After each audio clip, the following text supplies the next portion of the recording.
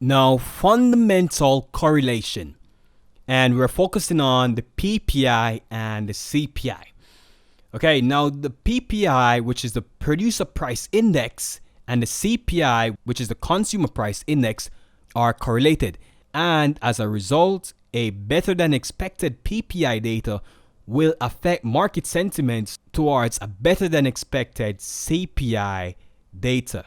So these two fundamental announcements are correlated. And this is because the PPI, the producer price index, relates to the cost producers pay to manufacture goods and services, while the CPI relates to how much these goods and services cost consumers.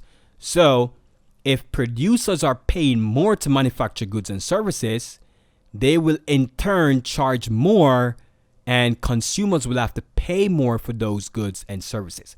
So you can see how the PPI and the CPI has a direct correlation. Okay, so whenever producers have to pay more, they will charge the consumers more, and the PPI data is usually released before the CPI data, so we can use the PPI data to give us an idea of what to expect for the CPI. And this is a technique used by fundamental traders to make money trading forex. And I'm going to show you an example of this on the economic calendar. Okay, so this is the economic calendar. This is the Forex Factory economic calendar. And we're just going to look at the correlation between PPI and CPI. Here you can see we have bad PPI data. We have PPI data coming out worse than expected. Okay, hence the red. Whenever news comes out better than expected, we have green. Whenever it comes out worse than expected, we have red. Okay, so you can see 0.7, we're getting 0.8. We're getting minus 0.2. So we have bad PPI data for this month of November. Now let's look at the CPI data, which in this case comes out the next day. We can see CPI data worse than expected.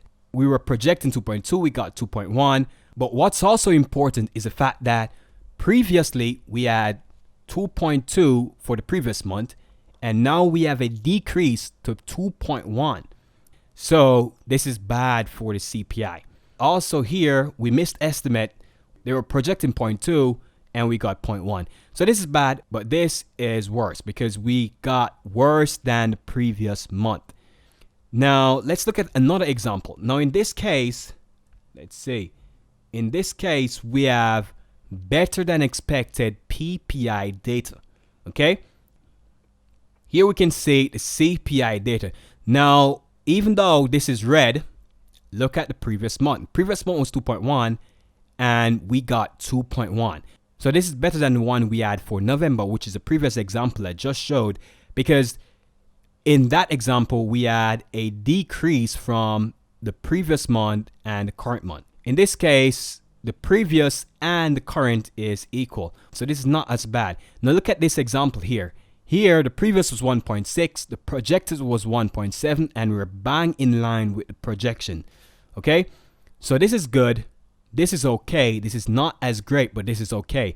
And this is what I mean when I say the PPI can give us an understanding of what to expect for the CPI. We got good PPI data here, so we weren't expecting a very bad CPI data. Okay. So the CPI data which we got here was okay. Previous month we had decrease in CPI. See, we have here in the previous column 2.2, and then we got a 2.1. And here, even though we have bang in line, we were less than projected. So this is an example of how we can use PPI to help us to predict CPI. And in this example, I'm using fxtrade.com economic calendar.